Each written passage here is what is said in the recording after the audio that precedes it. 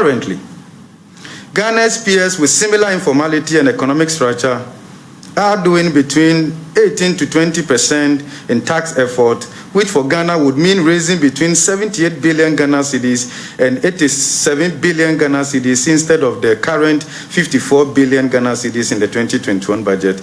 Even if we make the case for methodological differences. This should be the basis for setting targets at the Ghana Revenue Authority working with Ministry of Finance. Doing so will require the country to rationalize the tax exemption regime, which has survived different political regimes, as nothing is discussed more in Ghana today in the tax arena and practiced less than Ghana's exemption regime. Doing so will mean mapping and reviewing harmful tax practices, including actively curbing transfer mispricing activities of multinational corporations in this country, as well as reviewing tax treaties and adopt a comprehensive package of taxing wealth from property, capital gains, inheritance, and net worth. If Ghana were to adopt this approach, we will raise more tax revenue and receive less complaints from the citizens and businesses, because it will require us to embrace greater digitization in our revenue mobilization effort than the current practice. It will be just and equitable and more progressive. This would ensure greater tax compliance, less borrowing, and yet more development. To this extent, GIZ is collaborating with IMANI in a series of policy reform dialogues to improve Ghana's investment climate. Thank you for your attention.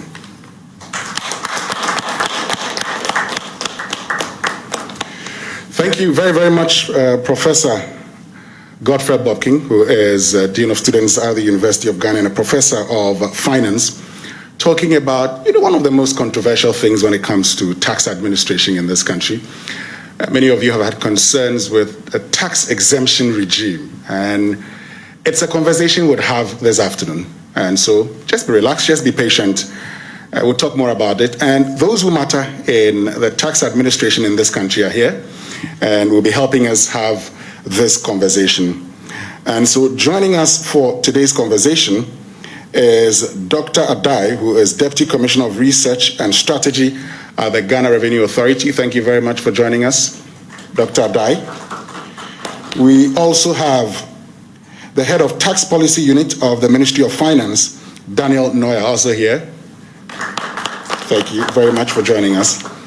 And we have a former Minister of Finance and Executive Director of PFM Africa, Seth Tekbe, also here with us. And for many who are not aware, one of the major expertise of Mr. Tekbe is tax. And so that explains why he's here this afternoon. And we also have Sharif Gali, who's CEO of Ghana Chamber of Young Entrepreneurs. Thank you very much, Sharif, for joining us. And we have Aisha Bedwe, who is tax partner of PricewaterhouseCoopers, also joining us. And Dr. Ali Nachan, who is managing partner of Ali Nachan Associates. Thank you very much for joining us. All right, so time now to begin the conversation. It's very important that we start from a position of, the current policies in place, and it's important we start from government position and to speak on providing answers to critical concerns raised and the practical responses of government. We have Dr. Adai of the Ghana Revenue Authority joining us for a short presentation. And once he's done with his presentation, I'll give panelists here a chance to share their views on the presentations made. If there are any disagreements or there are any questions you want clarifications on, you'll be giving a chance to do that before we move to the next presentation. So I welcome Dr. Adai with a round of applause.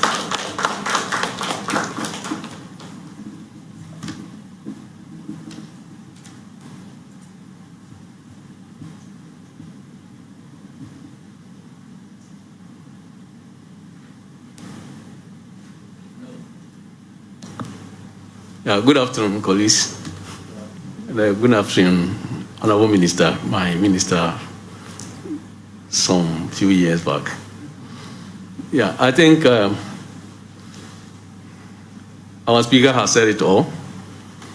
The tax policy issues that we have in Ghana, we need to look at them and make sure we get the revenue expectations, the revenues that the government needs to run the economy. Yeah, for this particular program, we are just to look at some of the things that will help us after the COVID, even we are still in it, but I saw the seriousness of COVID in 2020. And this year, I think things are a little bit better for us. Now, for what he said, I will start with the exemptions regimes that we have in Ghana, and then see how best we can do. I will just look at some few statistics on some of the policies that we have done for exemption. Now, for the period 2009 up to 2020, a number of about 31 policies related to tax exemption and incentives have been announced in the budget statements. Now, these policies all aim at solving exemption-related challenges, such as granting incentives without recourse to statutory legislations, negotiation and granting of exemptions without the knowledge and the inputs of the Minister of Finance, exemptions without any sunset clauses,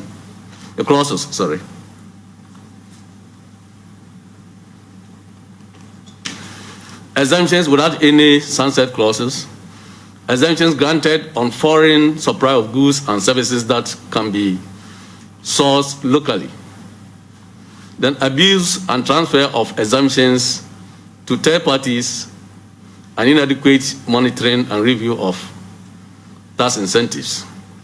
Now, these policies announced in the budget statements were to address these challenges and others: reviewing the exemption regime, the use of tax credit notes to replace upfront exemptions, review of exemptions granted in loan agreements,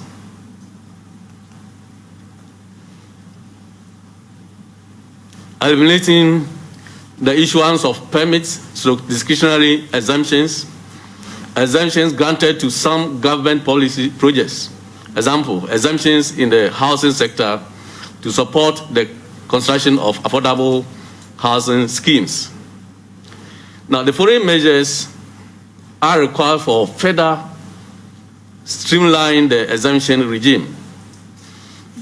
There is the need for us to pass, for the passage of the exemption bill, full automation of exemption processes of the ICOMs, and the full automation of DTRD, that is the domestic tax division processes to capture tax expenditure data.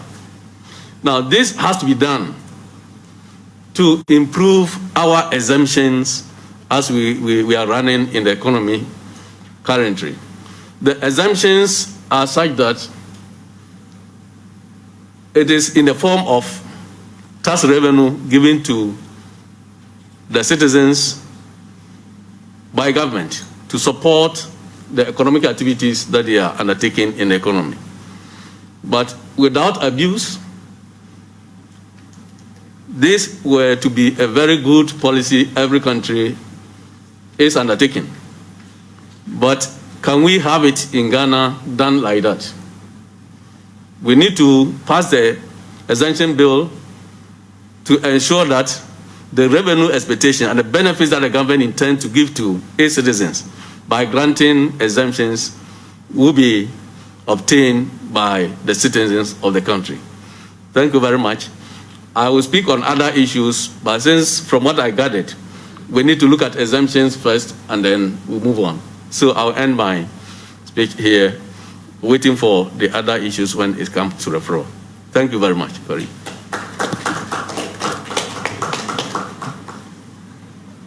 Right. Thank you very, very much, Dr. Adai, for making it very brief for us. And we certainly would come back to you. But I mean, once I heard you, talking about all the measures you're putting in place, I was tempted to ask the question, so at the end of it all, what will be the benefit to us and the country? Yeah. Exemptions are such that it is granted to citizens to enable them undertake certain essential activities in the economy to help the economic growth. Now, without exemptions, for example, the government could go for aid or assistance or loans for certain projects in the economy, roads, hospitals, we can mention as many as we know. This money is not expected to be used to pay taxes. Now, there are individuals in the economy too who intend to have certain good causes to produce certain facilities in the economy to help the development of the economy. And the government has to contribute to this cause.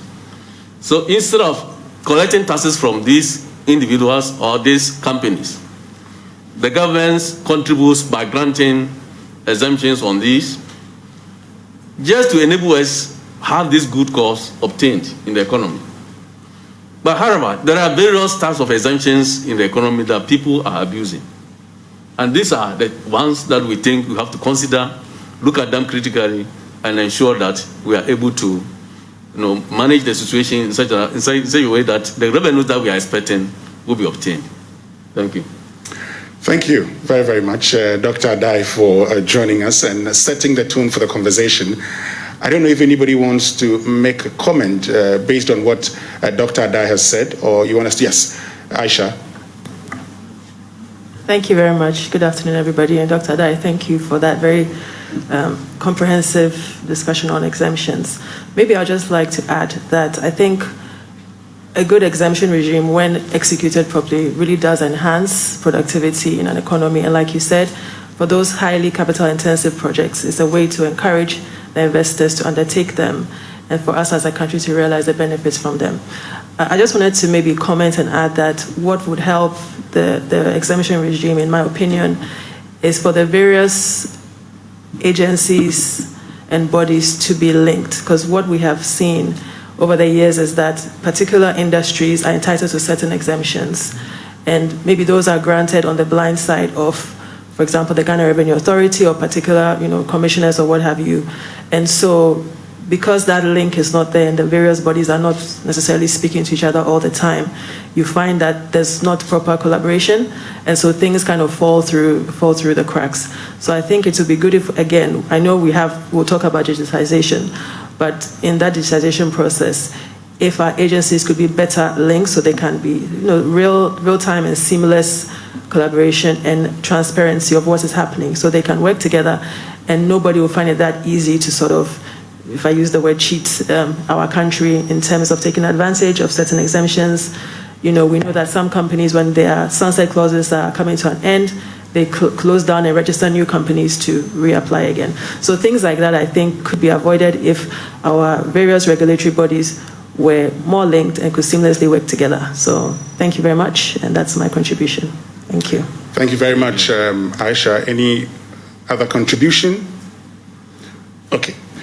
So let's get to the next presentation, and it's by former Finance Minister and Executive Director of PFM Africa, speaking on stylized information on the current taxation issues in Ghana. We'll also be addressing issues such as ensuring a balance between tax policy so that as businesses create jobs and grow, government also gets to raise adequate revenue. Let's welcome Seth Tekbe.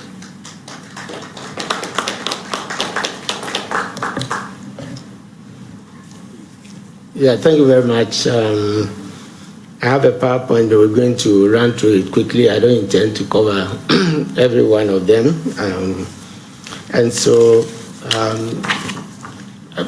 The topic is one of looking at post-COVID and also the impact, on business. And therefore, I think that it's important that we situate our tax structure, in a very, and as to preface the discussions. And let me say without any ambiguity that Ghana has a tax structure which meets international standard, is solid. And this tax structure has been developed since the ERP SAP, era, when, for example, you didn't know what super sales tax represented. Was it excise? Was it VAT? Was it, general consumption tax? We have rationalized it. And in fact, it's next. And in fact, what the structure we have now is direct, indirect.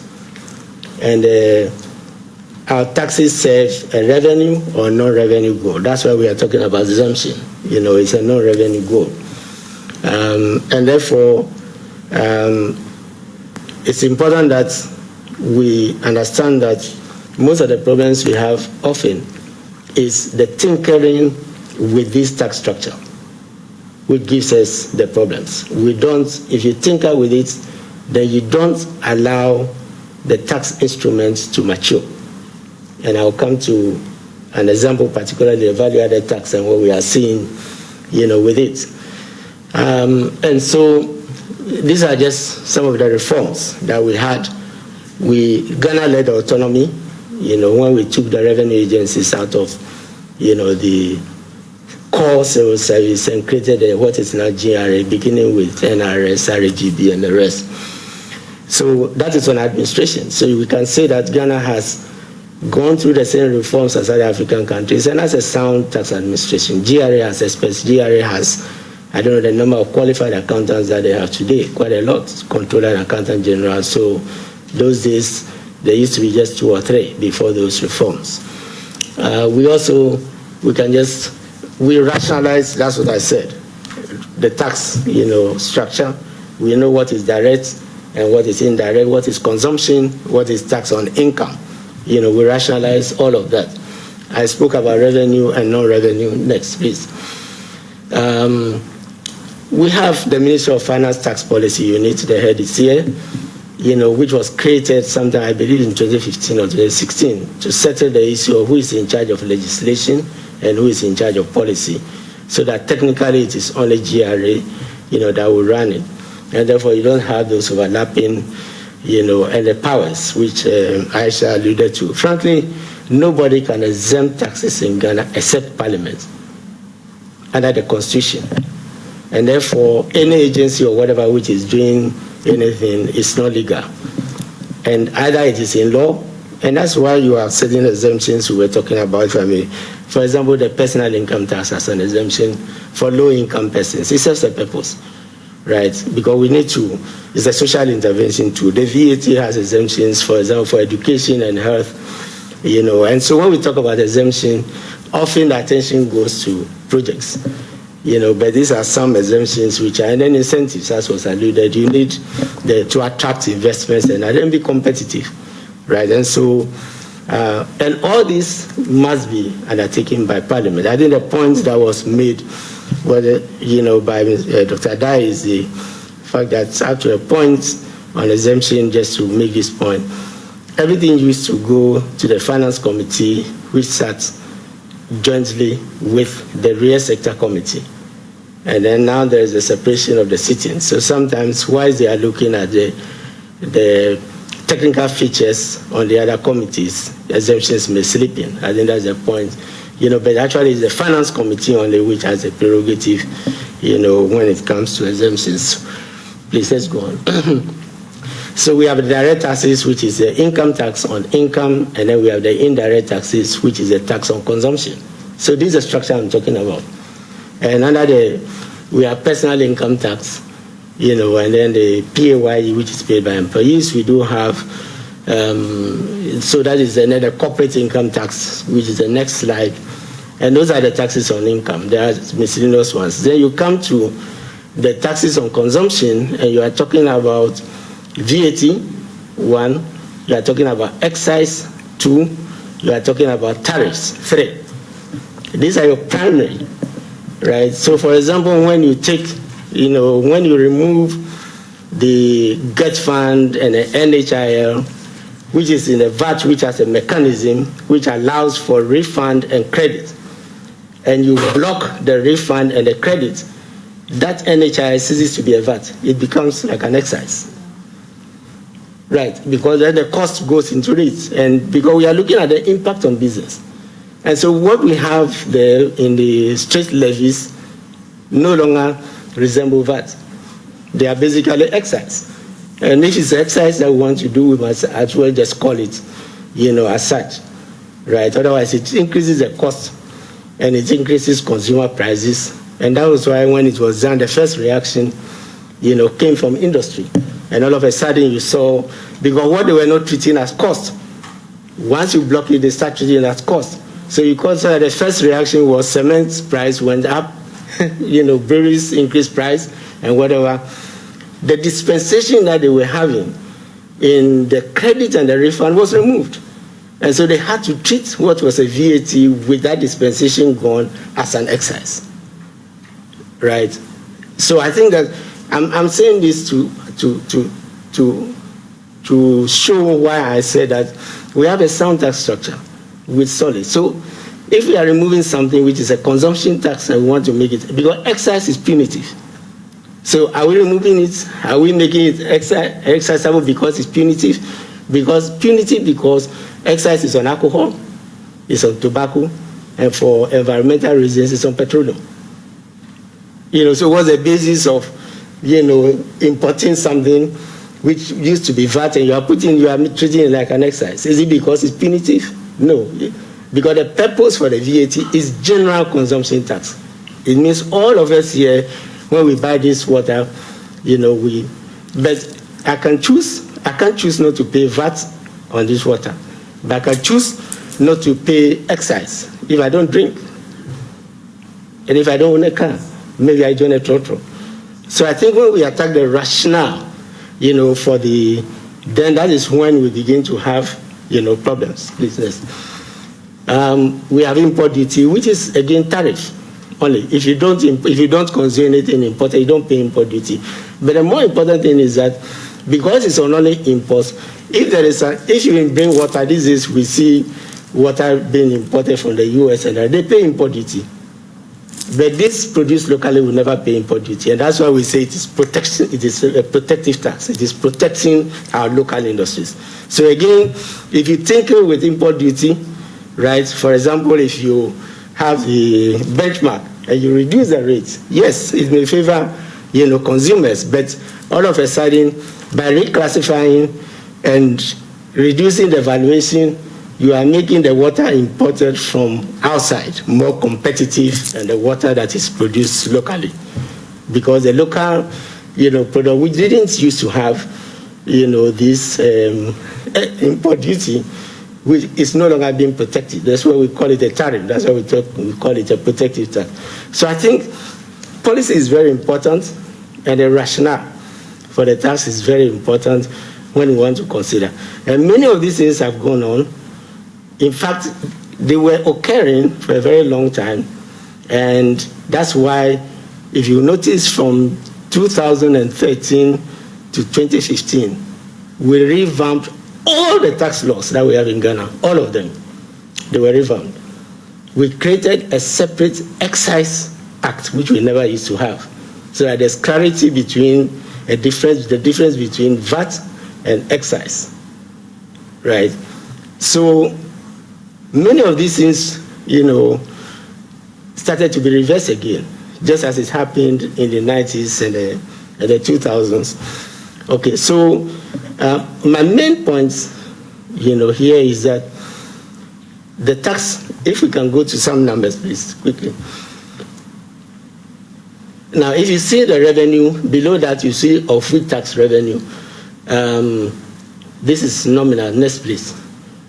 And that is, you will see that the highest revenue we ever created was 2015 in terms of GDP.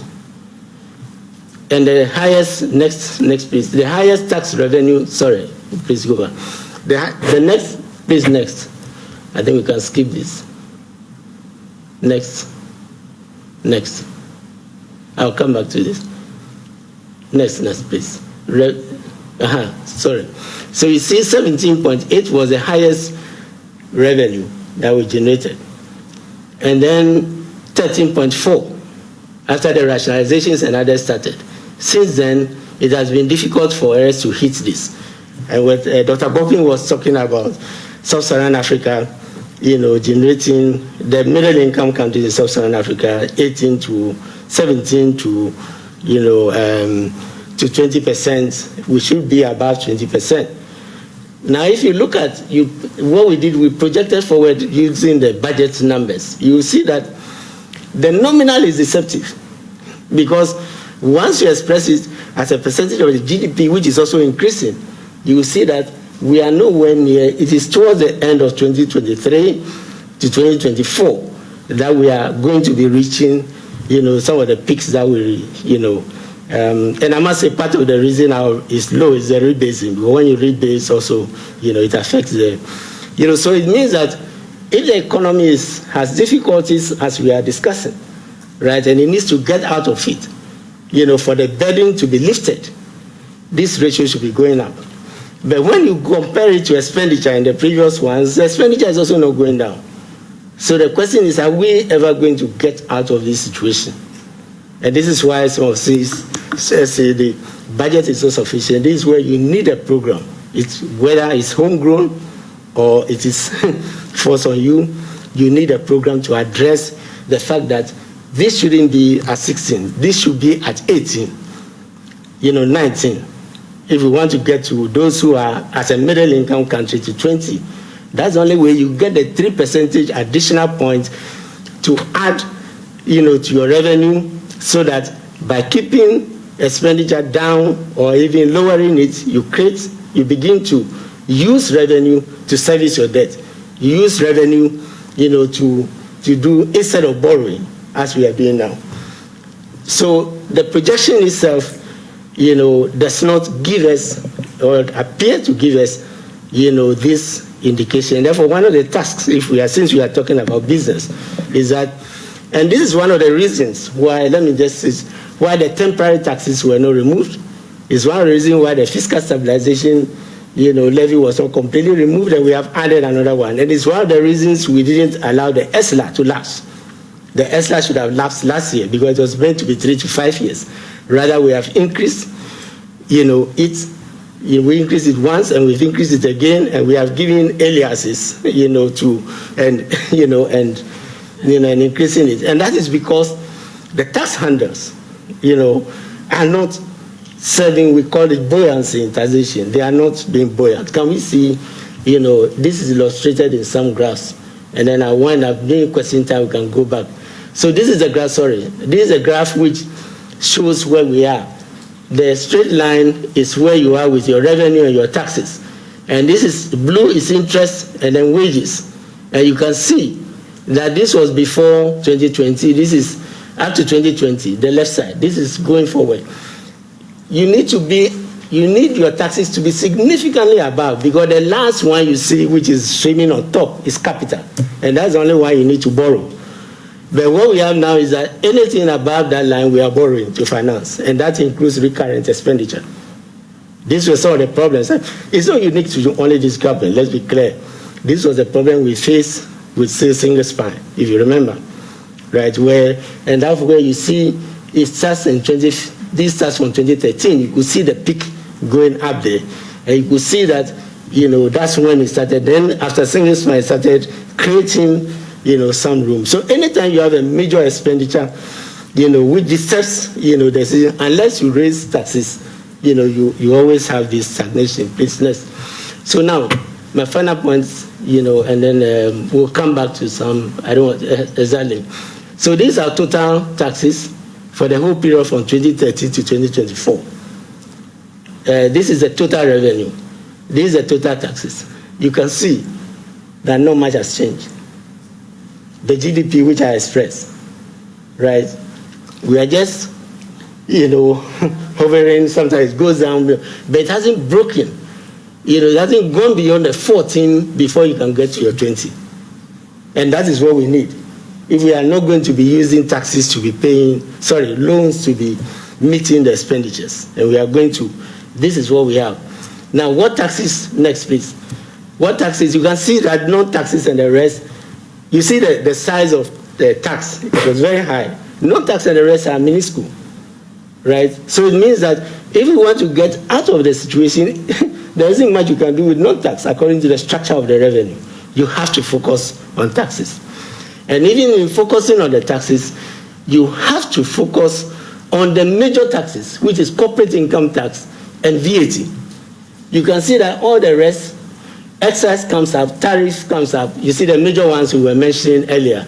When you come to the rest, we talk about PS, personal income tax, we talk about PAYE, we talk about CST and the rest. You can see that they don't come in when you want to raise revenue immediately. I'm not saying that it's not important, right? But when you want to raise revenue immediately in the next, say, 2 years, right, before you can give those ones some attention, then the focus should be on the major tax handlers. And that is where the distortions I was talking about needs to be removed to make it, more buoyant. Next. Now, there's one final graph I'd like to show. Next. This one. What is happening here? Is it by design, right, or because of the distortions? When we do a line, you can see the blue line is the corporate income tax. And the orange line is your VAT. When we started VAT has the largest tax base in the country. So it was higher than corporate income tax. Well, you can see that by 2018, corporate income tax has begun to outstrip, VAT. Is it by design that we are no longer relying? And it goes all the way to the period of 2024 when we are told things will change. Is it by design that the largest tax base is no longer the one that's going to generate the most revenue? Or it is the distortions that we have introduced in the VAT which is not yielding any results? And if they are not yielding any results in terms of revenue, because it's supposed to be the one, so this is something I'm still examining. It's not complete. I'm looking at the numbers, so please don't take it. But it is not, going well, and therefore the accounting firm's tax policy, and I would urge that we look at this as policymakers critically. And it is by design, because this is consumption tax. Remember that when you put on corporate income tax, that is the biggest business direct tax, right? And therefore, do you really want to shift, to making corporate income tax the largest revenue? And so let me pause at this stage, and then we continue. Thank you. Let's give a round of applause. Thank you very, very much, Mr. Seth Tekbe, who is a former finance minister and executive director of PFM Tax Africa Network. But you ended with a question, a very important one. You asked whether it was by design or distortions. And let me see, I think that, Mr. Daniel Neuer and Dr. Adai should be helping us understand these things. That's if you're comfortable with them, whether, the distortions we're seeing, whether, or the last graph that we saw where the corporate income tax seems to be generating more, is that by design or is as a result of these distortions? Yes, Dr. Adai, let me start with you if you want to share your views on that before we get into the next topic for discussion, which all of us are going to be contributing on. You want to take? Okay. Yeah. Thank you, Honorable Minister. I always call you a minister because you are my minister. I think I like the presentation and what is reviewed by the corporate tax performance and then the VAT. Now, if I should start with the VAT, when it came into the system around 2000 up to around 2007, was performing very well. In fact, our VAT contribution to total tax revenue was hitting around 35%. As at now, VAT is contributing around 23–24% to total revenue in the country. Yes, the policies that we started with, there has been some changes in them. But I may not blame the downward trend in contribution of VAT to policies. I think I would rather blame it on compliance, payment of VAT in Ghana. There are a lot of challenges that we are facing when it comes to VAT collections. And that is why somewhere around 2014? Yeah, we tried to bring a new system into the economy, which we refer to as electronic point of sales device, to ensure that all transactions that take place in our shopping malls and other shops, as soon as a receipt is given to you, it reflects in the GRA database, so that we know that at the end of the month, when you come in, even if you don't come, and once the transactions are captured by us, we know how much VAT you are coming to pay. But unfortunately, the implementation of the policy has seen a lot of challenges and a lot of reforms. Yeah, it was started in most of the East African countries, Kenya, Uganda, and the rest. And I know Zambia, they also introduced this there. But Zambia currently, the last time we met we met in, I think, Benin. Zambia came out that they want to go out of VAT because of payment of exemptions. Sorry, the refunds payment. That the refund is creating a lot of problems for them. Now, in Ghana, it is not a refund, as I said, but compliance and the systems that we are using in collecting the VAT, the tax evasion in VAT is so much. And that we need to get a system that will help us to improve the collection. As I told you, VAT initially was giving us around 34% of the total revenue. Okay. And now it's around 23%. Now, thank you. You talked about compliance being the issue. You talked about the reason why in 2014, 2015, you came up with measures. But again, you've talked about the challenges with those. We all agree we need to ensure compliance as part of tax administration. So why should there be a problem with it? Why can't we ensure that, people comply and then pay more? Because we all do know that it's difficult given the chance, many people would run away from paying taxes. So compliance becomes key. What's the challenge? Yeah. See, I'll say that this also comes from our culture. In Ghana, people go to shops, and when they buy items, instead of asking for receipts, the trader will rather, will ask them, do you want a receipt or?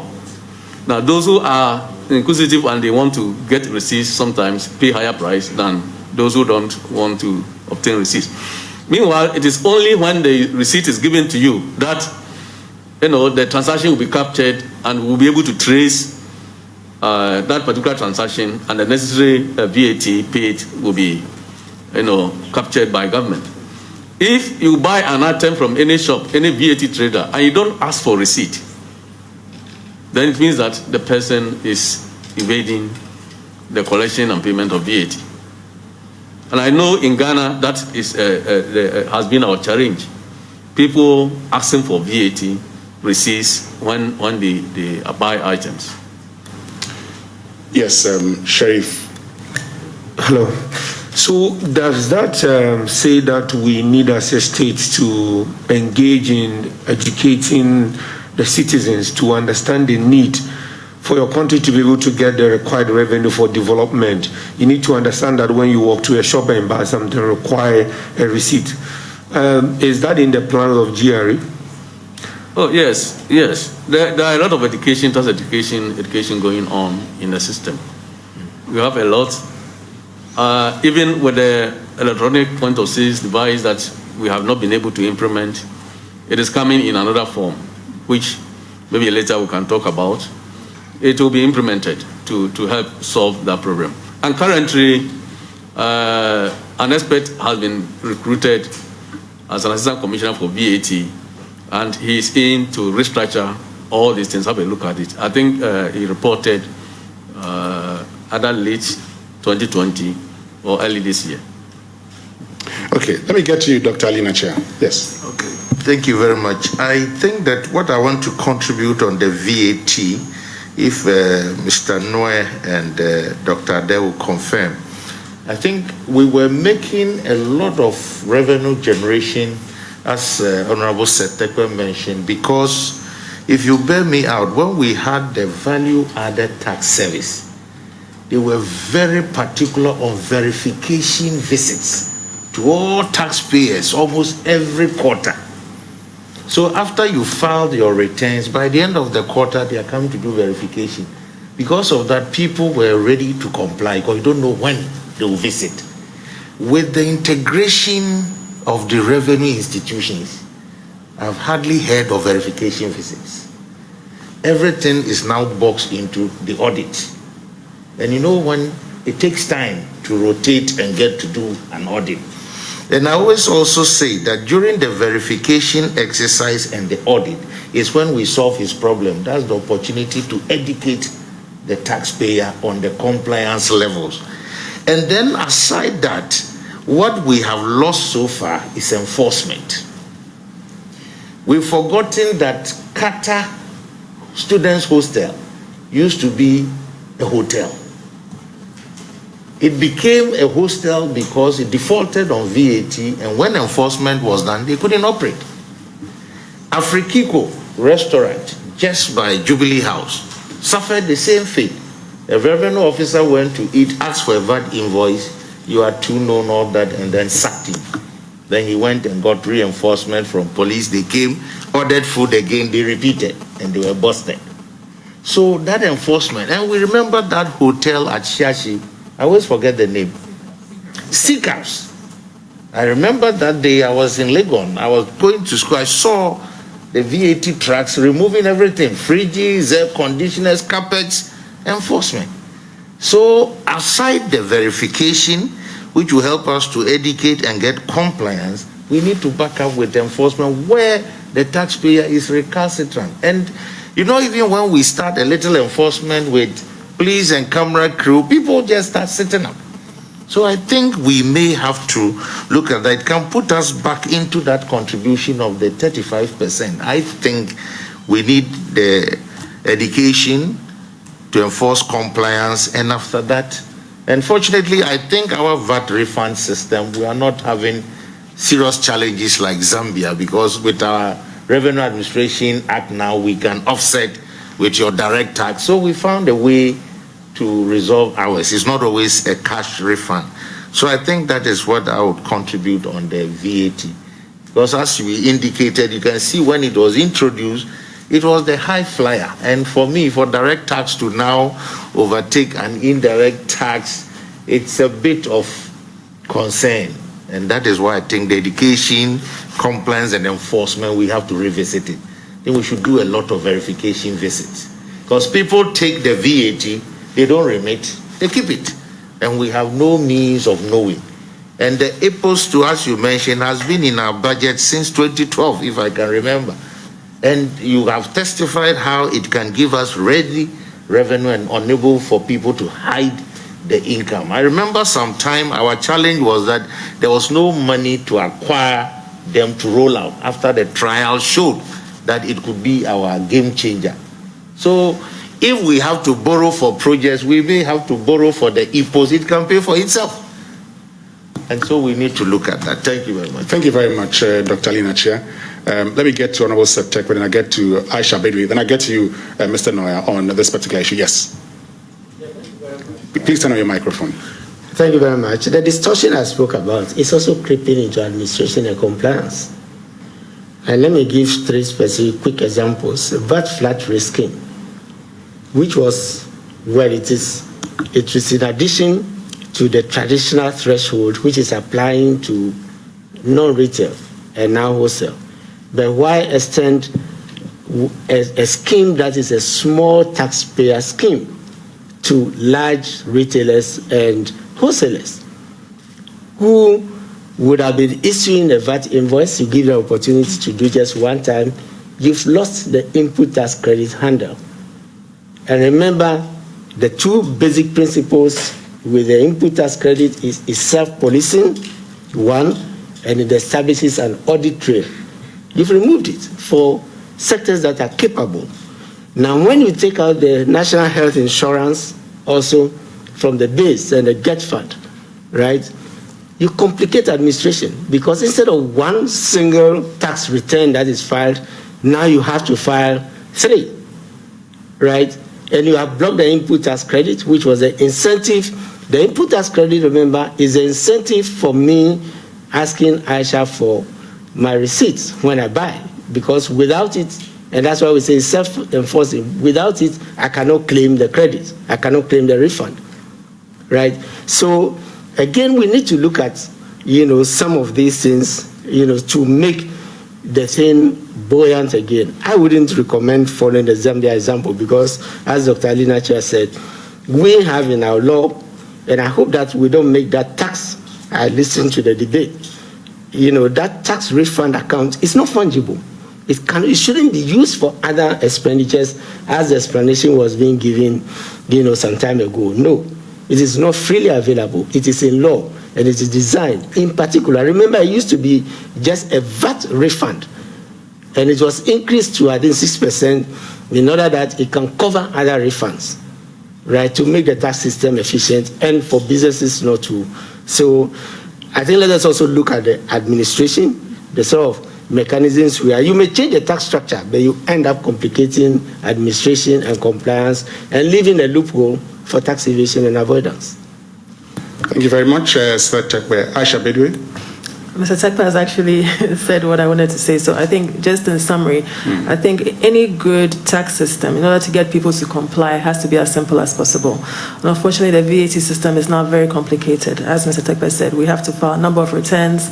And the feedback from the business community is just that it's difficult to understand, and people are just running away from it and going underground. So the sooner we can simplify it, make it easy for people to understand and comply, the better it will be. Thank you very much. Thank you very much, Aisha. Yes, Mr. Daniel Noya. Okay, thank you. And okay, we are on VAT, so I'll continue on VAT. I think one of the things that has caused the dip is the fact that we reduced the VAT rate, one, in addition to the other discussions. Decreased VAT rate, took out the levies, which I don't think are part of this graph. So automatically there would be some dip. As Honorable Sektekwe said, he hasn't finished. We also haven't looked at the figures to see what extent the dip is. But there will be some slight shift because of that. The other issues, enforcement, are things which basically are right. And as we said, the fiscal and electronic device, as I like calling it, I prefer it to EPOS because there's always a confusion between the point of sale device that is used for the other payments. But generally, the idea is accepted. We went ahead with the law in 2018. We're rolling it out, but then there were a few changes in technology that we needed to look at. We looked at that one. Now there's the further changes that we are looking at a more comprehensive invoicing system, not just for VAT. So that's what has sort of stalled it a bit. There's a new system coming in which will incorporate all these things that we are talking about. So it's not been abandoned. It's something which basically is sometimes we say events overtook it a bit, but it's still on the drawing board. Within the next year, we expect that that system will come up. But then the other things like enforcement, and we did a VAT gap study, and the gap was quite large. So we all agree that there's a lot of potential in VAT. Some of the reasons have been acceded already as to why these are there. Now, the issue of the levies, and I think it's something we need to address, was actually moved out of the VAT system. It wasn't supposed to be a VAT. I'll say it was more of a sales tax system than a VAT in terms of the way it was treated. The base was kept as the same. And Aisha was talking about simplicity. The idea was, look, if we decide to put something on goods and services, and we do all the other things, we'll be making it even more complex than the complexity that it has. So the things which were looked at, I agree that when it comes to the tax structure, there is a base structure. You fiddle with it as you go along in terms of what you want to do, what you want to achieve. It doesn't always come out in the way you expect it. So what the economists call the consequential, unexpected consequences of policy.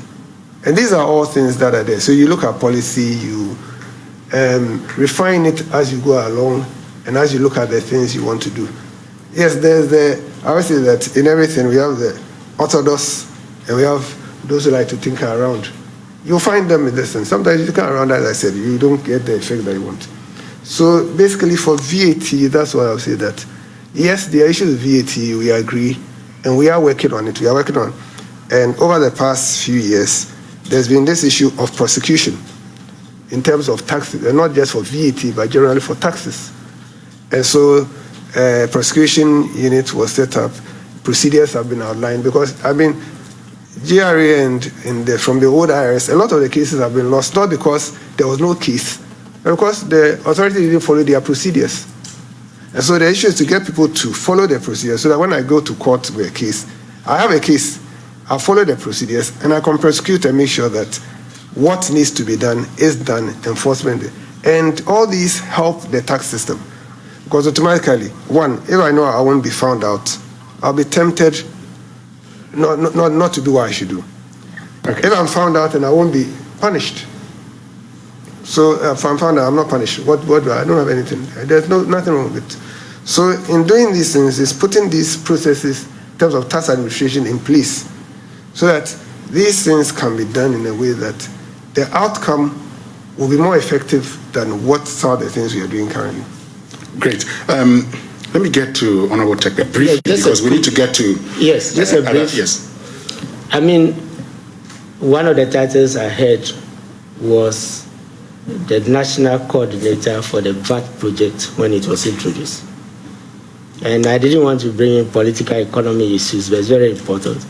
Remember that those of us who can recollect, the VAT was introduced at 15%. In fact, the sales tax was to be increased to 17.5%. But it was thought to be high. It was introduced at 15%. Then Kumipreku came. And one of the concessions that was made to smoothing the introduction of the tax was to reduce the rate to 10%. That was one of the reasons the VAT reintroduction succeeded. But then we had a revenue shortfall. So we needed to increase it by 2.5%, right? Remember, it was still politically hot. And so it was increased to 2.5%, and the opposition was dead to oppose its use for education. Who would want, to oppose anything that is going for education? So for me, it is an allocation, and that is why the Get Fund law had to be collected as though it were VAT, and for a long time, all the credit refunds and everything were given to businesses because it is a VAT rate increase to 12.5%. Then this lost power. Remember, it was 15 to go to 17.5%, which is where VAT rate and sales tax rates are. So Kufuor administration came, also dead the then now opposition, and assigned the increase of the 2.5% to health. Right, the two most important things which as Ghanaians we value very much. So I think the history is there, it's been written about, and we can go back. So it is not a repetition of the sales tax. In fact, what we are doing now resembles the super sales tax and others. So it was, yes. Please turn on the microphone. Yes, that's the, I'm talking about the, we don't want it to be a matter there. I'm talking about the special levies, the straight levies.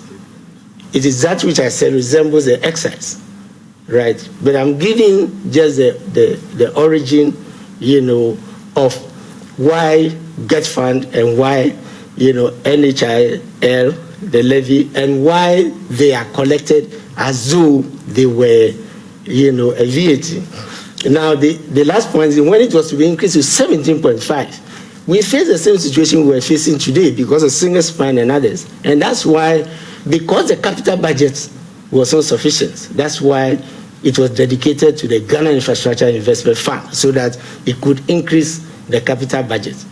But in all this, it is quite clear the legislation, even for those ones which are separate, says that it should be collected as though it were VAT. And that's why we had to even give some dispensation to business for even the street, levy. For example, zero rating exports, and the rest. Otherwise, you would So please, I think that I just wanted to. Great. Thank you very much, Seth Tekbe. And so let's move to our next topic for discussion, and I'll be starting off with you, Aisha Baby. It's important for us to, explore creative ways of using tax policy to support businesses' growth and job creation, while also ensuring that we generate enough revenue for the development of our country, as many of us would prefer. How do we strike that balance? Thanks a lot. Well, there are a number of ways and ideas. I'll just give a few. I'm sure others will also have some things to contribute. Some years ago, I think we made a proposal to the government of Ghana, as we always do for the budget statement, and it was around something we call the head office tax regime. So, we always like to say, and it's true, that Ghana is a safe country, and we encourage people to come and, settle here and invest here.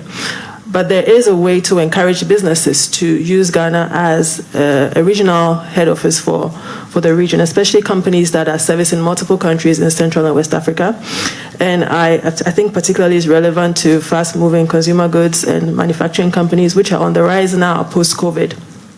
And so that kind of regime maybe would have an element of exemptions, as Dr. Adai spoke about, possibly, or even not exemptions, some kind of enabling environment. So, for example, maybe competitive electricity rates, some free services such as Wi-Fi and other things that make it easy for them to base themselves here and service the surrounding countries and region from here.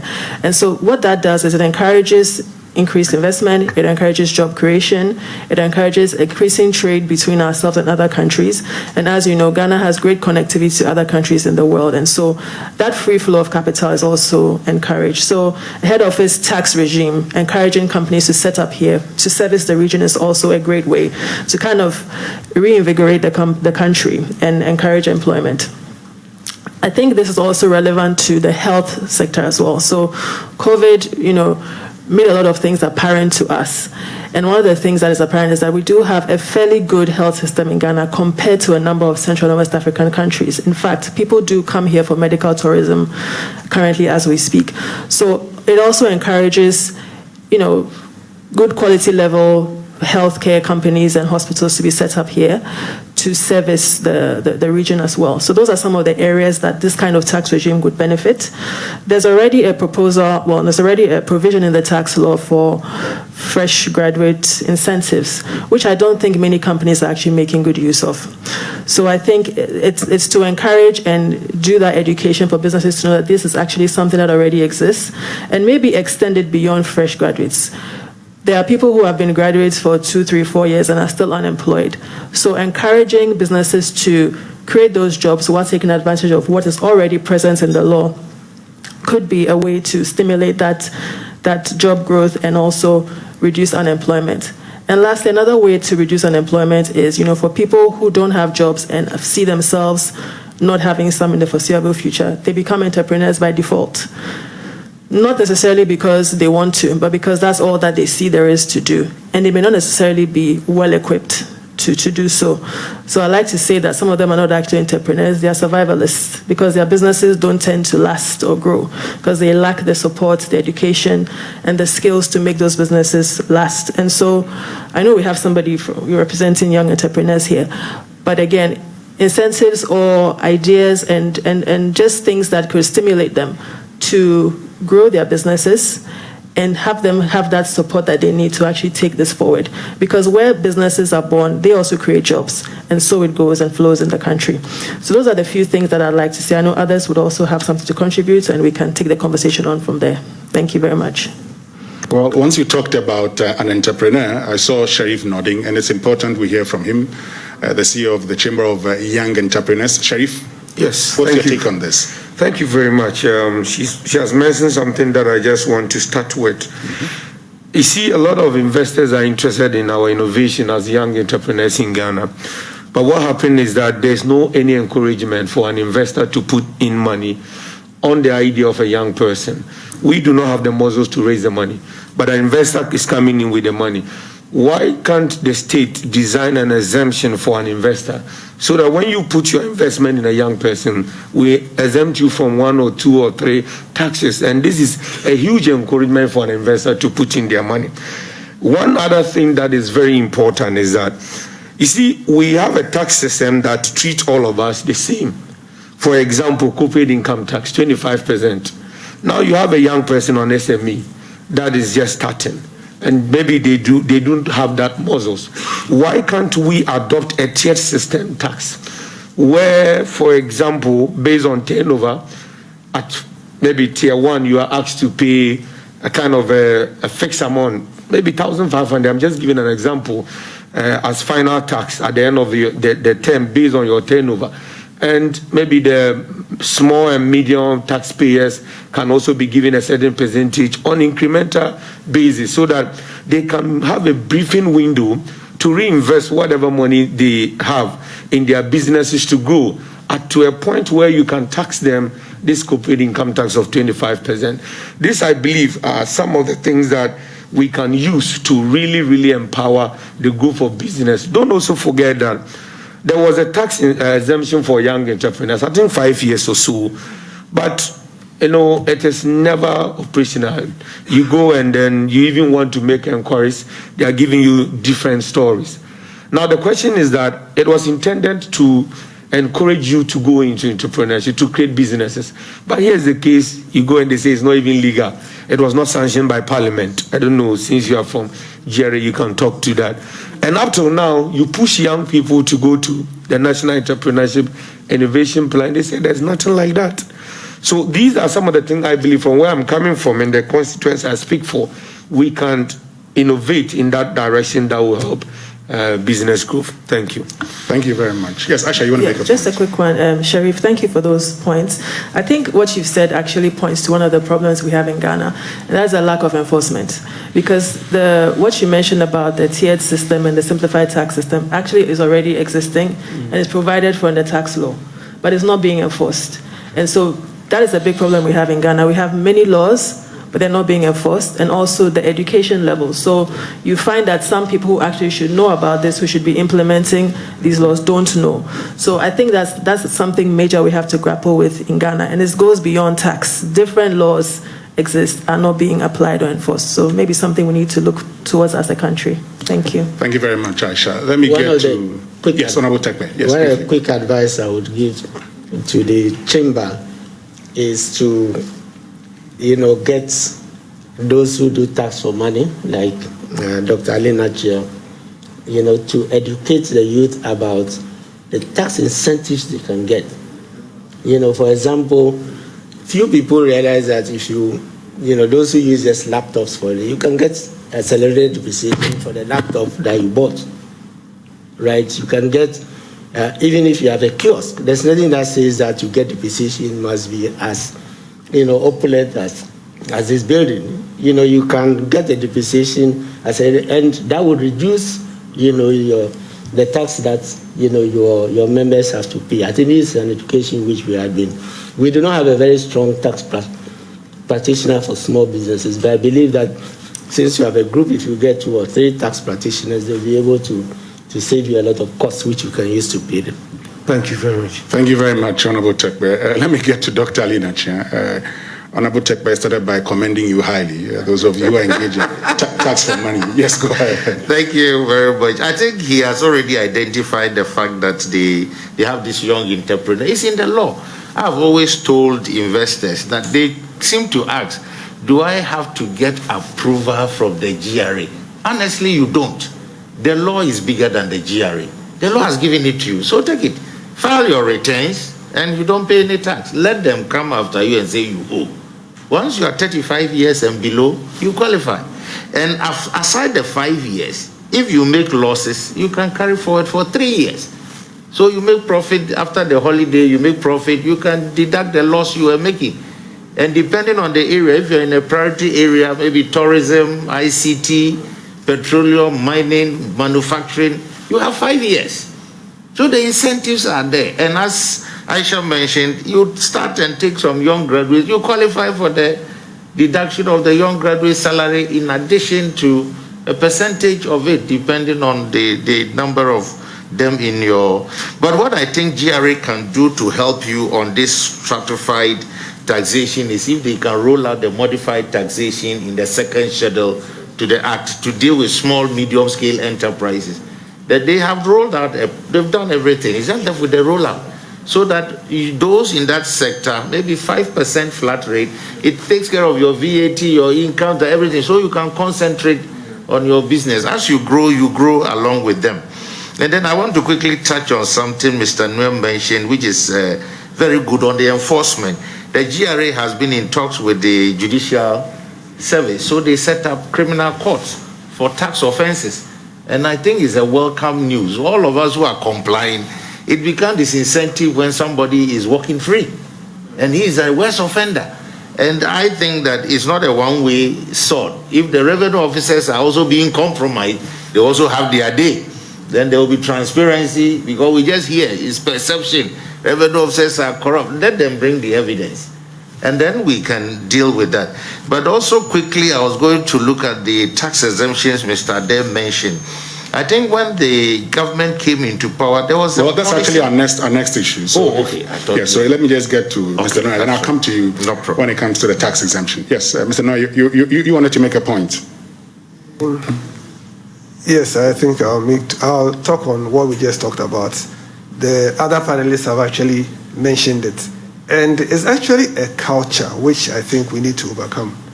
The culture of not using consultants or getting information. I was talking to a young man just this morning, and he actually mentioned it. There seems nobody is interested in getting a consultant or getting information from anybody else. We jump into things, and then in the middle of it, we realize that we have problems.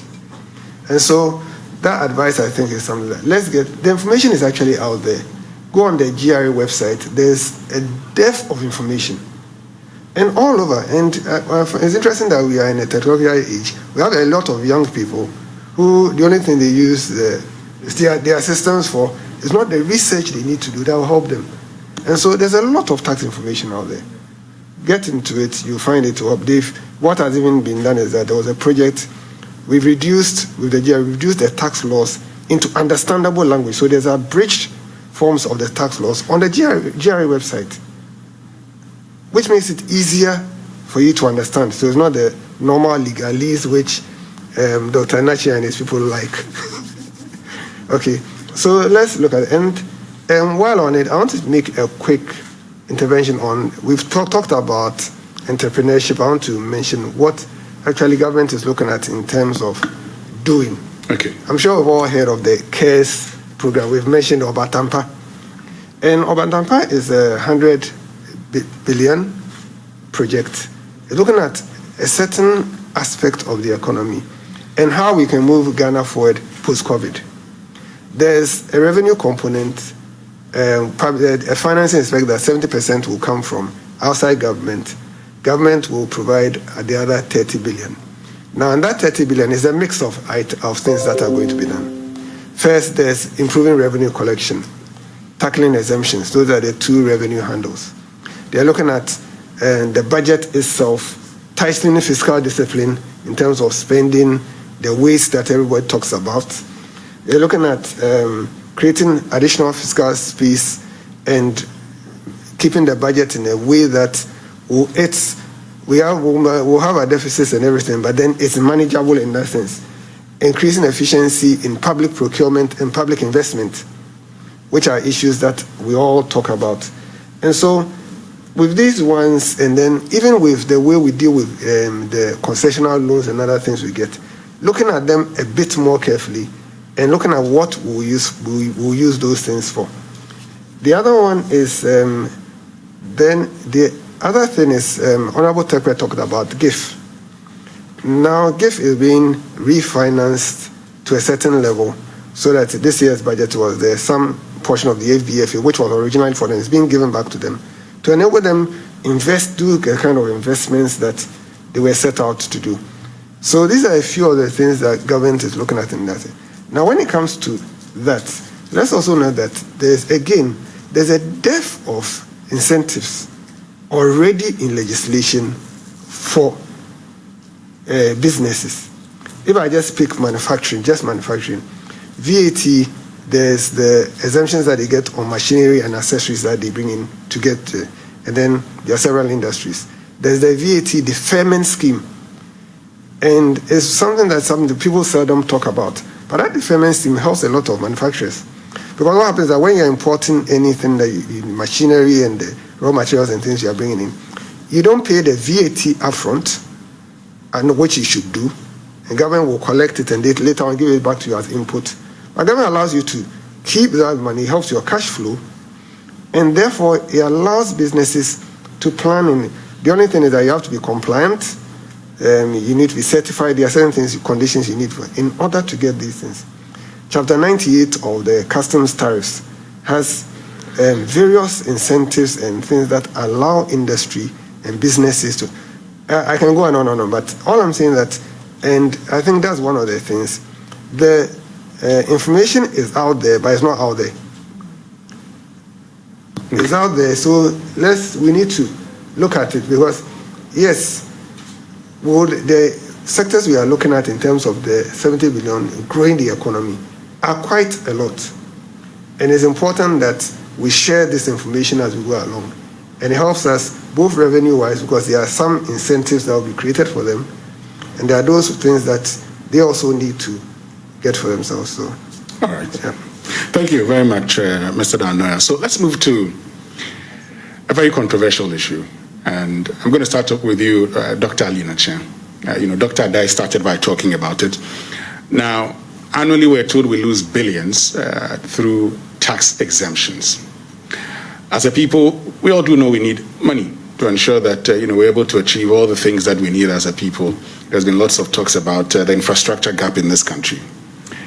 How do we improve upon our tax exemption policy? How do we ensure that we do not lose that much through the exemption of taxes? And I'm starting off with you, Dr. Alina Chen. Thank you very much. I think that Dr. Ade would confirm we've now grown up to almost 2% of our GDP, if I'm not mistaken. We got to a 1.98, you come down again. That's impressive. But the important thing is this, as I mentioned, when this government came, they suspended all exemptions, and then everybody with an exemption was required to pay and apply for refund and justify. And here, not everybody could come for the money. It showed that the exemption was not right. What happened to that program? What happened to the money we saved from that? We should have continued. Like Honorable Setekwe said, when we start a policy, we should let it roll to the end. Then we'll see those who generally did not have an exemption. We have an exemption bill which went to Parliament, was it 2019? 2019, we are in 2021. We've not heard anything. And I even have certain concerns in some of the sections that I would raise with my tax policy advisor here. Yeah, so I think we would look at that. I could see the procedure. The minister, you have to apply to the minister, and nowhere is even GRA playing a role. If it is not to be in the act, it to be a regulation. I remember when Honorable Setekwe, GIZ made me do some work for them. You saw the report. We set out the whole framework, I think I shared with you, whether we can incorporate it in the law. We are saying the president is exempt from goods imported for his personal use. Then we go to a subsection to say anybody who imports in the name of the president commits an offense, and he will pay a penalty of 1,000 penalty unit. If the value of the goods is 20 million, why wouldn't I pay the penalty and misbehave? So if we need to take it out, we take it out. At other stages, people say the president should pay tax. Then we say other privileged persons. But you go, you see the definition of privileged persons. Let's close it. Let's not open it. Who is a privileged person? And who determines who is privileged? This is where the abuse starts. You're one of the privileges. And then you come to special tax incentives for strategic investment. These are where the challenges are. What is a strategic investment? Who determines a strategic investment? We've been having debates on the exemption for Pullman Hotel, for example. I keep saying that same airport area, we have, how many do we have there? We have Ibis, we have Holiday Inn, we have Marriott. Did any of them come with an exemption? What makes it a special? So these are the challenges that, and if we don't save the money that we are losing by way of exemption, it's lost not only through the misapplication of the incentive, but also leads to corruption. Because if you look at the reports on corruption that the Deputy Commissioner of Shraj mentioned, in 2018, 13.8 billion Ghana cedis, which was $3 billion, was lost to corruption. And that was 20% of our budget. 20%.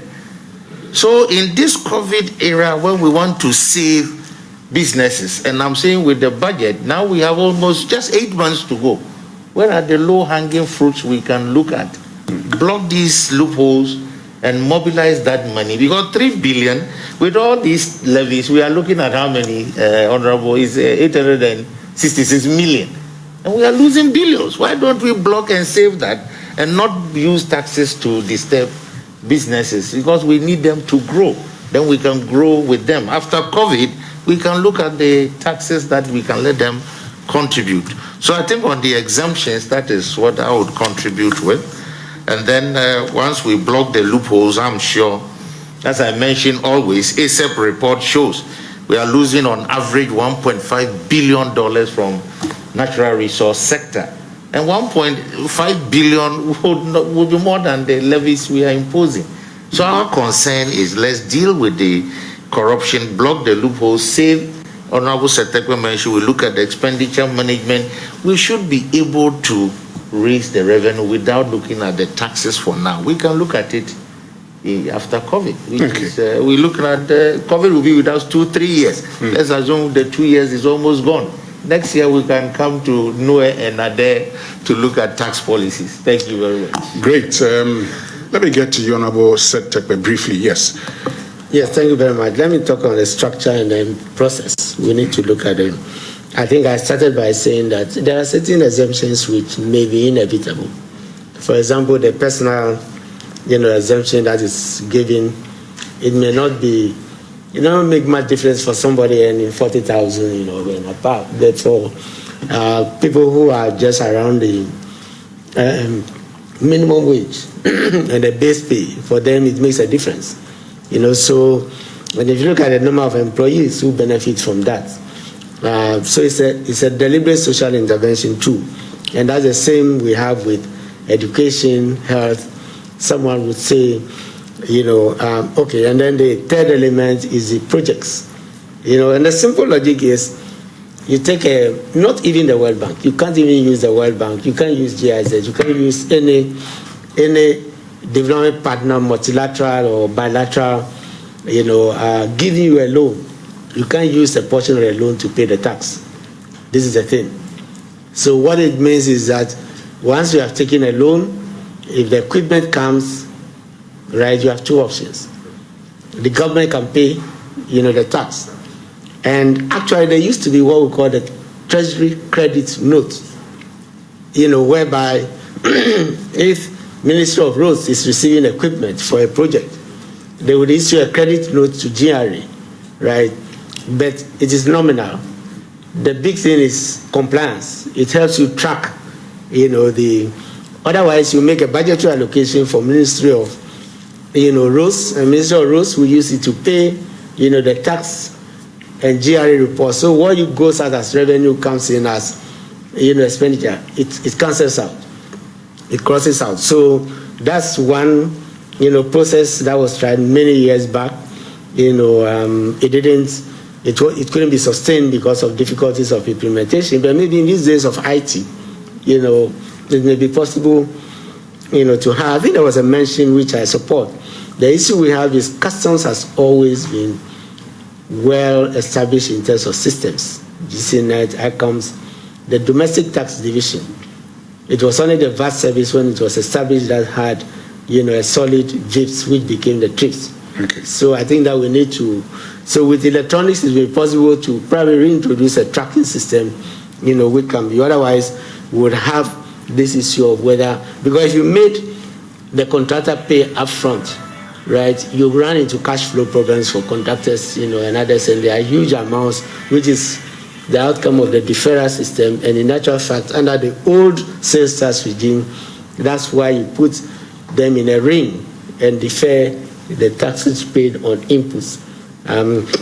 So I must say that in terms of the bill, we should look at what is inevitable and not overpromise, right? And then, we tackle those where there are compliance and other issues, more critically. If we are going to be introducing maybe treasury credit notes and others, these are all part of the discussions that were ongoing, which went into the bill. Thank you. Okay, thank you very much.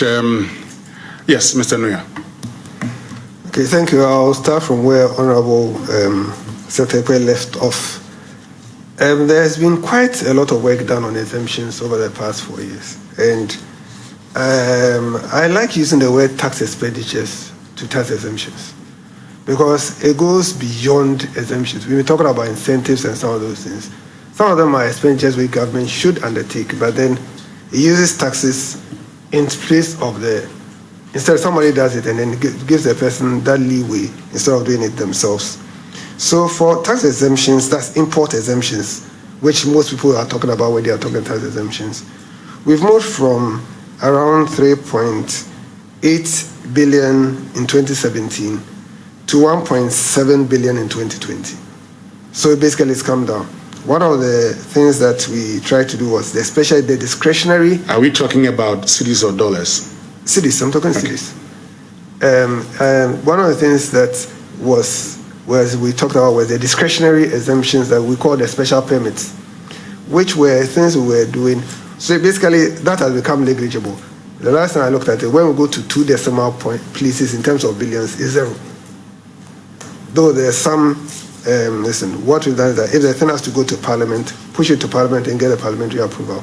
So we streamlined a lot of it. There's a certain level of automation even in administration in terms of some online. Right now, most of the things are uploaded online. The applications don't come to the ministry in fiscal, but there are some that still come because there are some that should.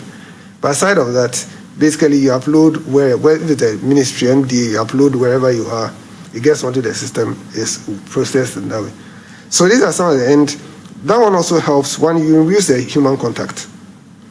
So you reduce the sense, the perception of, should I use the word corruption, that comes in.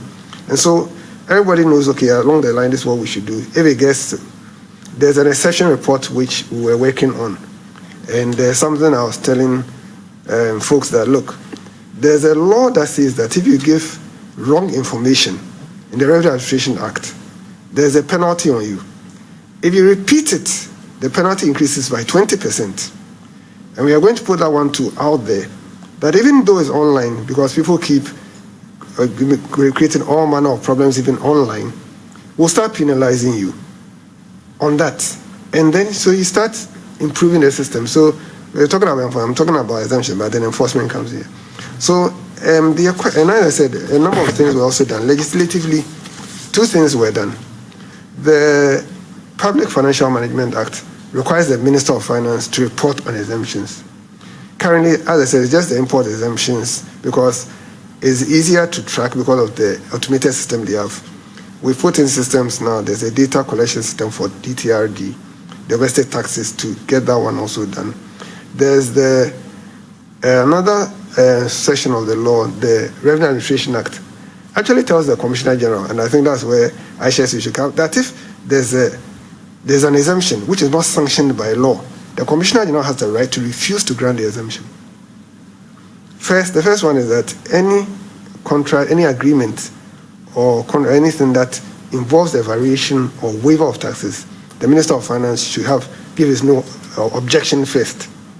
Aside of that, and so those 2 pieces of legislation sort of have created the room for empowered GRA, because as you said, there are some legislation which doesn't even go to the ministry. It goes to finance, but to Parliament.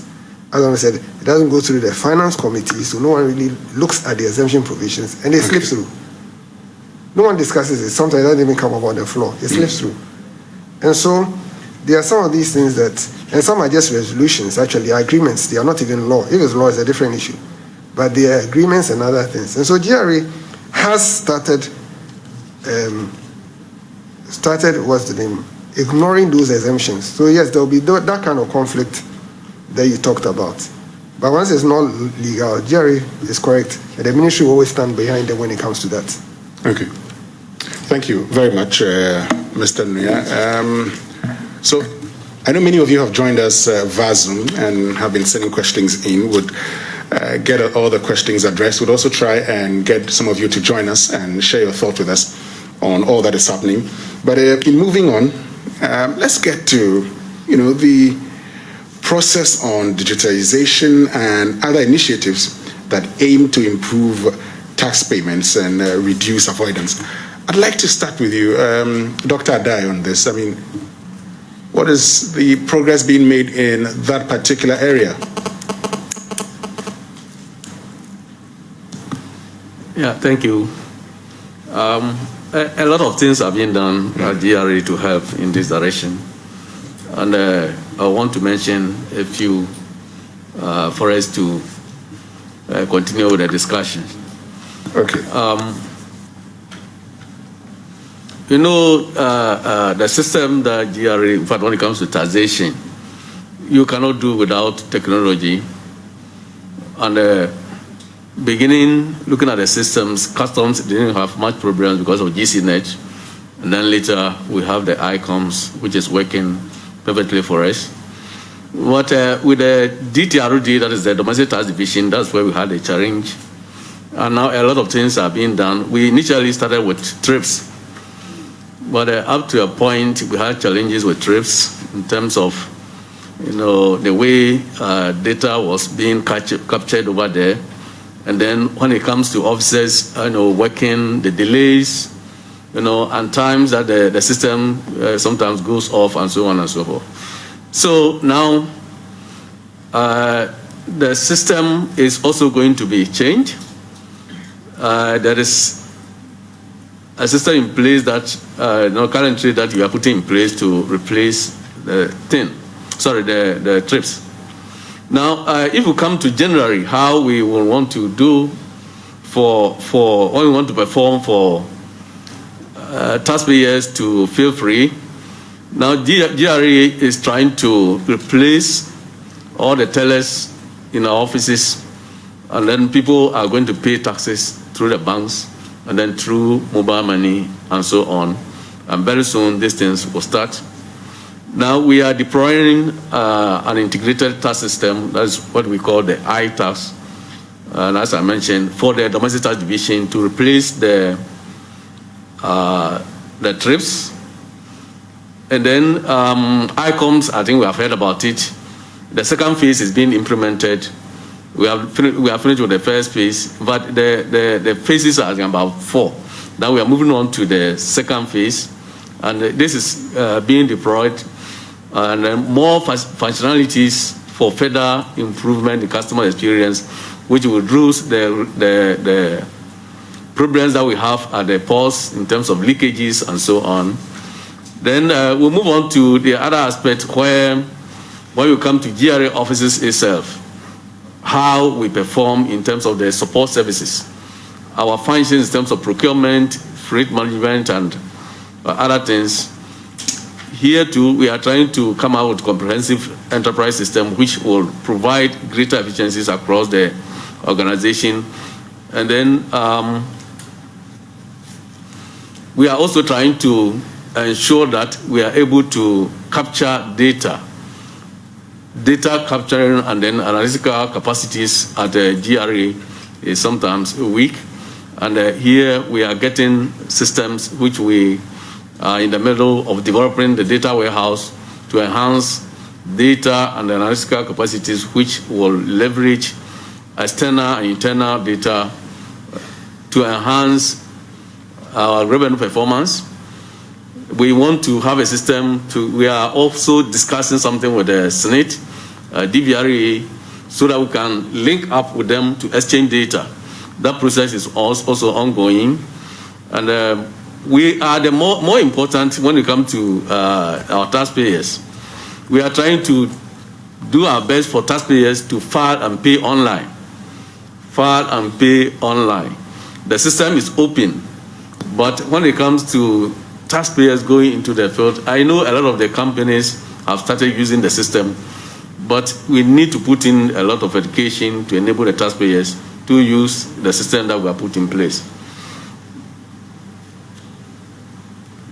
So if you are able to expand the online filing, I think people's present in the offices will be reduced, and it will be easy to have access to this data for audit purposes. Okay. So we are working on all these things. And the last one I want to add is that very soon, and I'm saying very soon, we are now having about 20 banks where people can make payments. Previously, we were having the EcoBank and the Ghana Commercial Banks, which were actually receiving the payments for GRA. Now we have expanded this to 20 banks, and people can easily go to the banks to make payments. Our functionality is for tax collection. It is not for revenue collection like the banks. They are they have the professional capacity to collect. They handle the revenues.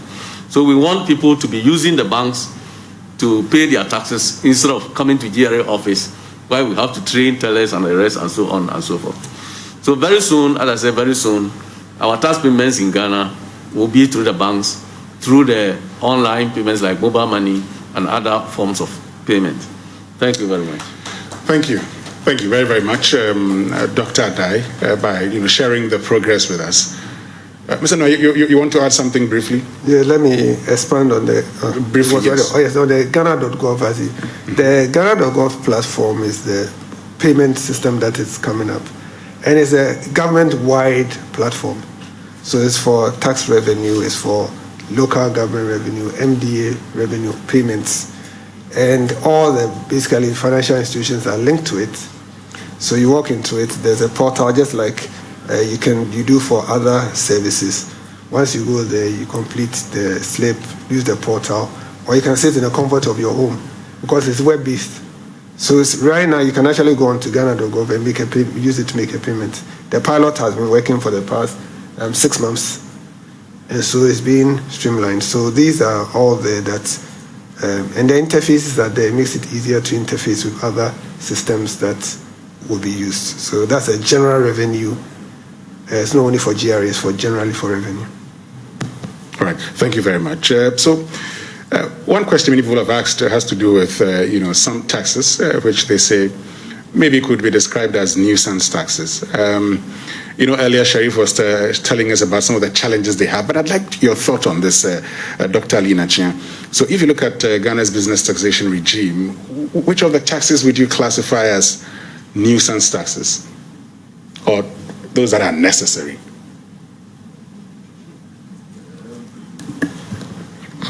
For now, I would say that I've not been able to identify any nuisance tax as a nuisance. Because when we say a nuisance tax, we are referring to a tax that, one, does not bring in the needed revenue for which we imposed it, and two, it is causing distortions in the market.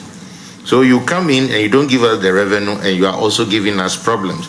I think the challenge businesses have is the tax base, one of which Honorable Setepe discussed and Daniel Noe was responding, to decouple the National Health Insurance and Get Fund and making them straight levies increases their cost of doing business because they are not able to get the input tax credit.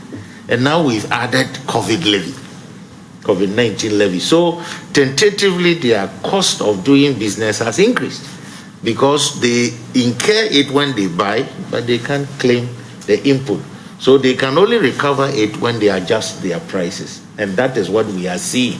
And we saw, like I was discussing with Daniel Noe, are you able to sustain the pressure? And here it started with the petroleum sector. They had to recoil and start adjusting downwards on your energy sector levy, the PESWES. You took off some few PESWES. So I think that in this COVID times, the best we can do for businesses is to at least, if even for a year or two, revert the straight levies to a deductible input VAT. That for me would give them a breathing space. Okay. Honorable Setekbe, in a minute, yes. There's always a discomfort when you use nuisance, which, by the way, has been replaced by killer tax. You know, so Sure. Now, I think that the point, quick one is when a tax, I think when it borders, I spoke to it, when it becomes so complicated to comply with, and this is why we need to come back to the thin structure of the taxes. Having difficulty in increasing excise is no excuse for giving it another name. Frankly speaking, even the communication service tax is a VAT, but without a credit. And we started, and now we've added, some more, because it's a consumption tax, if by all definition and name. Another area in which it's probably, a nuisance is when you say that, and we have had this actually since the Rawlings administration, where during times of difficulty, we impose a temporary taxes, typically temporary import duty and the fiscal or national stabilization, as we have been calling them. And then we promise that at the end of 3 years, it will go away, and then we keep it. It becomes a nuisance, right? And especially when you have another difficulty and therefore you have to add to it. When times are good, then it must go away. And this has been the tradition all the way from ministers of finance, And I think we have to just keep faith with the public when we say that a tax will lapse. ESLA was, as for example, meant to lapse, at the end of 3 to 5 years, right? At the moment, it's been extended. If you take the bond, it has been extended by 10 to 15 years, because by the length of the bond, did Parliament really approve, that length, because it came through the bond. So I think these are, areas. So it's more of, the nuisance of, of doing things which, becomes very difficult for the taxpayer. But I don't think it is basically in the sense in which it was originally used, which is, more of a political economic definition of, of the ESLA and other taxes. Great, thank you very much. I'll get to you, Mr. Noya, but many of you are watching us via Zoom, and you've been joining us with your questions. So as we get to the question and answer segment, we'll try also and ensure that you're able to ask your questions or give us your contributions via Zoom. So Samuel Menson says, I am curious where I can get these tax incentives as a healthcare startup. And Paul and team says, can you share ideas on overtaxed sectors and companies, especially the banks, e.g. corporate tax, development levy, etc. And at the end of the year, investors get nothing from the investments. Sebastian Alassani says, I want an explanation of this tax exemption and foreign direct investment. I see many multinationals abuse this, and Ghana is shortchanged in terms of revenue. Besides, they're not penalized. And then Alex Ampabing says, a problem with the low revenue comes from the composition of GRA. How do we reduce the huge political interference in GRA's work? Starting point is guaranteeing the position of the Commissioner General from political appointment. And he goes with another question that says, how do we get the same powers enjoyed by the Auditor General to the Commissioner General of the Ghana Revenue Authority? Where do I start? Let me start with you, Mr. Daniel Noya. Yes, you wanted to make a point, but you can address some of these questions, and then we'll see if we can get onto Zoom and come in-house also and get some of our participants to join us. Yes, Mr. Noya. Okay, I'll see those of them that I can tackle. I was going to make a point on what we're talking about just now. The nuisance taxes, yes. All right. And I think the earlier speakers have mentioned it. What I want us to look at is, I find the conversation interesting in the sense that, for example, CST that we are talking about, okay, I use the word akin to the sales tax and not an excise tax. excise is punitive. These taxes were not supposed to be punitive. So they gravitate more towards a sales tax system, which we changed for the VAT. And one of the things was to make sure that the taxes that were coming in were sure of the quantum. With the input-output method, the effective rate really depends on what my input is and what my output is. So I can have a national health insurance levy. I've collected 100.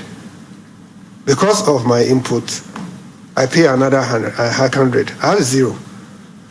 What effectively is going to a levy, if I'm not wrong, at least simplicity, let me use a simple distance, is 0. It's not always the case, but that's the general distance. So the rationale there was, look, let's move these things out, treat them such that we know that if it's 100 that's going there, there's 100 that's going there.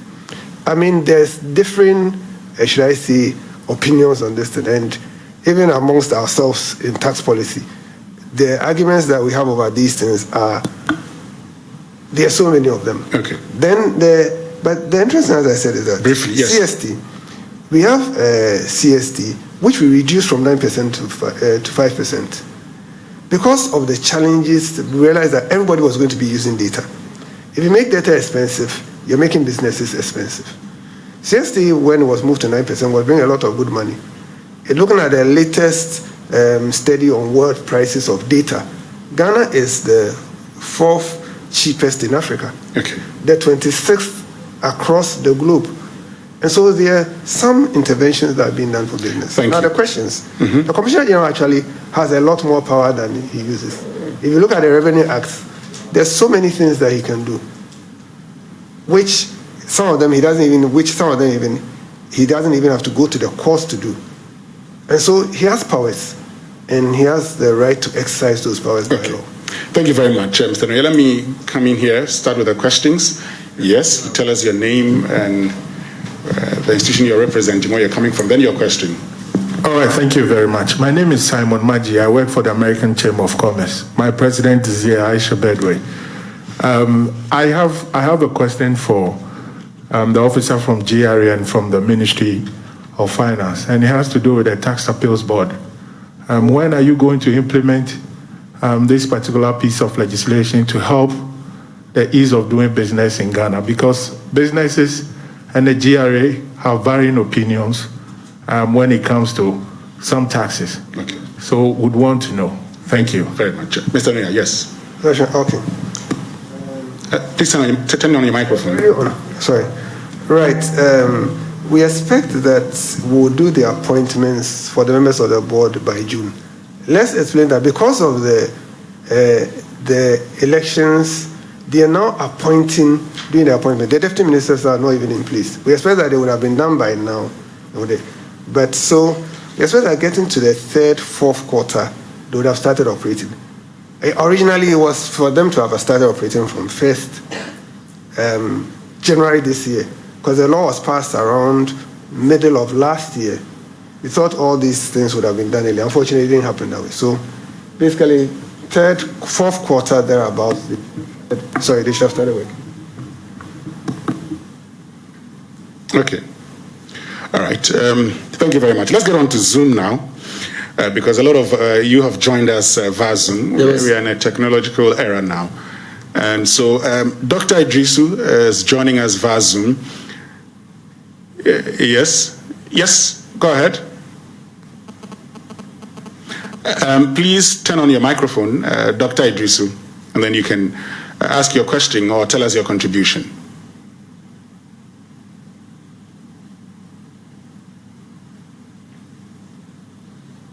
Hello? If you can unmute your microphone so we can hear you, we'll be very happy. Okay, I think we should just come in here. Okay. Thank you very much. Thank you. Yes, go ahead. Can you hear me? Okay. My question is about the inability of the government to educate the people and to establish in clear terms the connection between the tax collected and the development that the people are supposed to receive. We've been paying taxes over the years, and when you look at the development of the country, I think we can still improve. So for me, government should establish that clear connection between the taxes that they have been collecting from us, and then there should be clear accountability to we, the taxpayers, the citizens of Ghana, how much those monies have been used, and then which specific projects have been undertaken by those particular money. When that happens, it's going to motivate us to continue to pay more of the tax. And then secondly, to improve and to support small-scale businesses in Ghana. Let them grant them some small tax relief so that they will be in a better shape to be able to run their businesses so that they become globally competitive. Okay. These are the few remarks I'm having. Thank you very much for the opportunity. Thank you very, very much, Dr. Idrisu, for joining us via Zoom. Yes, Honorable Setekpe, you wanted to say something briefly. Let me say that we've been giving a 5 minutes extension on the Joy News channel. It's actually a minute to 5, but we've been giving 5 minutes. And so let's go. No, quick one. There was a question on availability of information.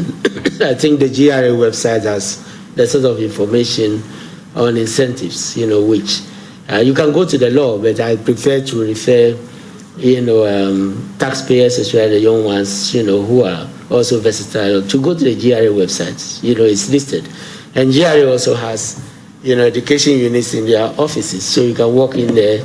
Education is one of the key functions of tax administration, and you can also get information from the tax officials in your local tax office, the GRA office.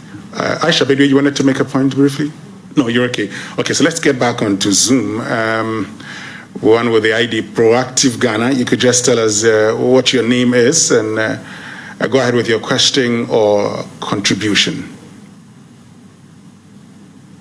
Could you kindly unmute your microphone so we can hear you? Okay, thank you so much for the opportunity. Hello? Yes, we're listening. Go ahead. Thank you very much for the opportunity.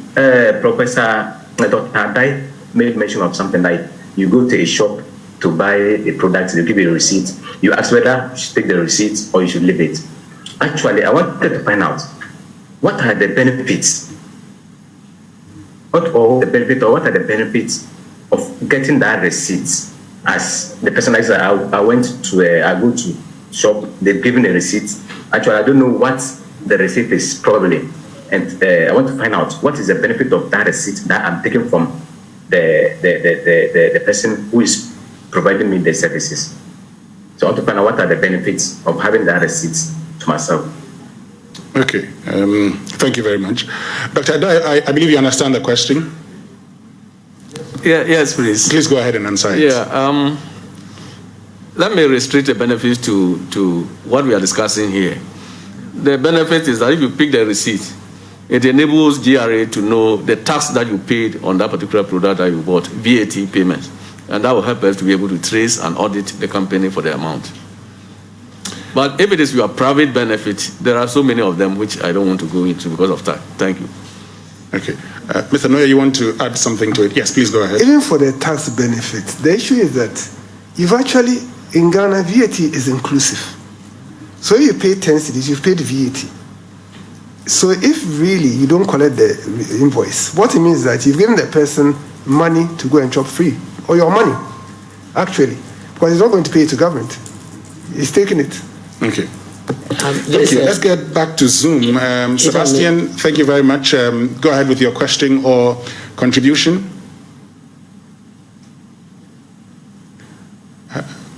And Sebastian, kindly unmute your microphone so we can hear you. Hello? Yes, Sebastian, yes, go ahead. Yeah, I want further explanations on the foreign direct investment as well as the tax that we actually get or the revenue that we get from. Because I see that over the years, most multinationals come, few years, like 2 years, they will camouflage and change their name to a different name, that they have sold the company to a different brand or a different entity. And then they keep on actually searching the government or the country. So I want to actually get a clear explanation on that, whether it is really helping us more and also even the employment. Most of them come and they don't actually employ our people in most areas that are a bit technical, just like the normal labor thing. But it doesn't actually give us that rich human resource that we need as a country to actually grow. So I want explanation for all. Okay. Thank you very much, Sebastian. Mr. Noya, would you address that for him? Or maybe you want Dr. Adai to do it? Okay. Yes, Dr. Alinachi. I think depending on the sector that they come into, if you take the free zones, for example, it's one of the conditions that a percentage of their management force should be locals. So during the audit, the Free Zones Authority makes sure that every quarter you complete the necessary forms to show how many Ghanaians have been trained or have been groomed and have risen up to management status. It's all part of the requirement. And then also, if they even want to change the company, it's good you have such information. The question is, we are all partners in revenue generation. What information went to the GRA so they could undertake an investigation? Because if you pass on a company, I know under Section 62, change of ownership has all the capital gains tax implication we can take from them. And the new company taking over, there are some deductions they cannot take over. They can't carry forward losses, they can't carry forward capital allowance, bad debt. So there are rules in the law to deal with such issues once the information gets to the GRA. All right, Mr. Noya, in 30 seconds. Okay. Quickly, the tax laws also provide that if you're enjoying an incentive and someone takes over, the person cannot, even if it's an associate of yours is involved in the next, so you sell and then decide that you start something else, it's taken to be continuation. So you don't get the incentives again. Thank you very, very much.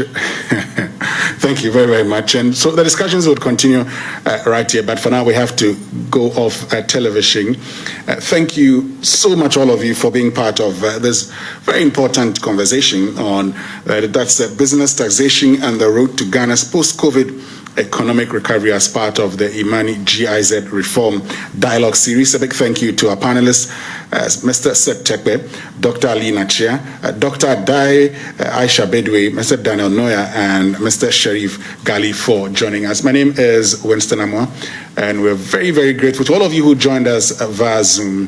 Thank you so much for being part of us. And of course, the reform dialogue would continue. This is the second in the series. Watch out for the next series. Thank you very much.